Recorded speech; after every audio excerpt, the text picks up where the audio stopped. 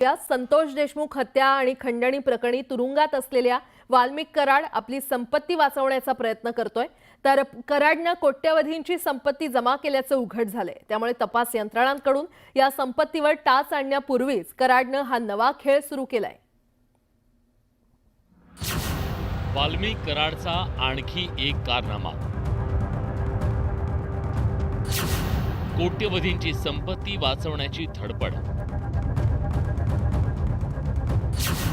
संपत्ती इतरांच्या नावे ट्रान्सफर करण्याचा प्रयत्न।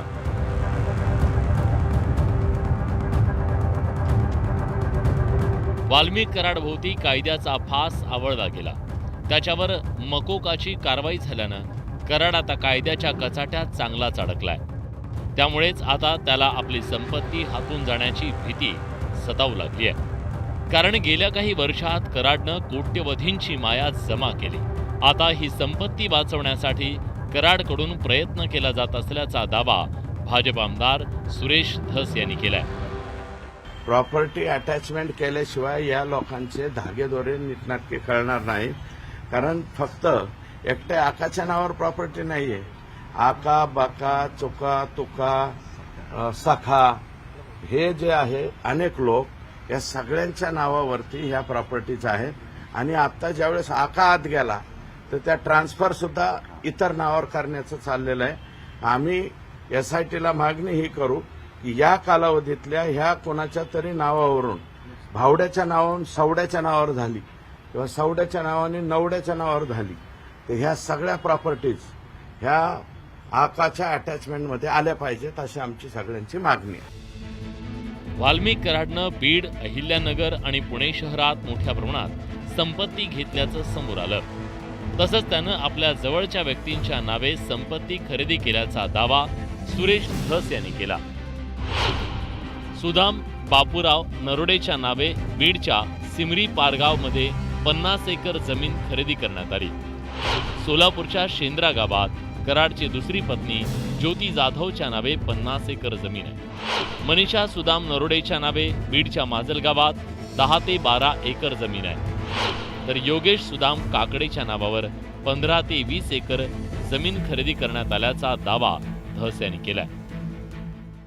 सुशील पाटील बिल्डर आहे आणि वैशाली हॉटेल आहे ना पुण्याला गेल्यावर आपलं एफसी रोड म्हणतो ना आपण, जंगली महाराज रोडच्या नंतरचं एफसी महाराज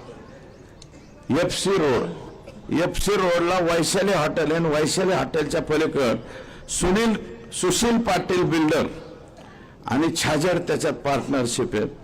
तिथं एक शॉप असं काढतायत, 7 शॉप आकाने बुक केलेत। 7 एका शॉपची किंमत आहे 5 कोटी रुपये। ज्योती मंगल जाधवच्या नावावर अहिल्यानगरच्या जामखेडमध्ये 10 ते 15 एकर जमीन। तर संतोष देशमुख हत्ये प्रकरणातील आरोपी विष्णू चाटेच्या बहिणीच्या नावे पुण्याच्या एफसी रोडवर 608 क्रमांकाचं शॉप आहे। एवढंच काय, पण कराडच्या पत्नीचे इथं 3 शॉप आहे। तर वाल्मिक कराडनं एफसी रोडवर 4 शॉप घेतले, त्याची किंमत 40 कोटी रुपये।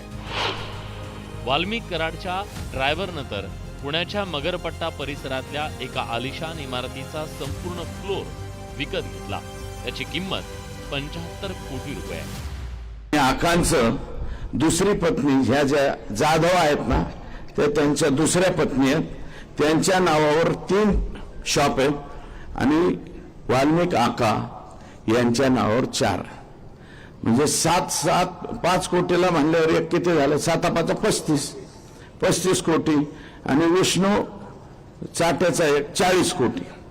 40 कोटीचे त्यांचे फ्लॅट, एक शॉपची किंमत 5 कोटी रुपये। वाल्मिक कराडनं आपल्या जवळच्या व्यक्तीच्या नावे ही कोट्यवधींची संपत्ती केल्याचा आरोप सुरेश धस यांनी केला। याच संपत्तीमुळे त्याला ईडीनं नोटीस बजावली होती। जे छोटे आका आहेत यांना 2/2/2022ला ईडीची नोटीस आलेली आहे। ईडीच्या नोटिसीची तारीख सुद्धा मी काढून आणली। एन्फोर्समेंट डायरेक्टरी दिल्लीची नोटीस आली। ती का नोटीस आली? कराडवर मकोकाची कारवाई झाल्यानं त्याची संपत्ती ईडी आणि आयकर विभागाच्या रडारवर येण्याची शक्यता आहे आणि त्यामुळे कराडकडून ही कोट्यवधींची संपत्ती वाचवण्याची धडपड तर केली जात नाही ना, अशी चर्चा रंगली आहे. Bureau report, news 18 Lokmat.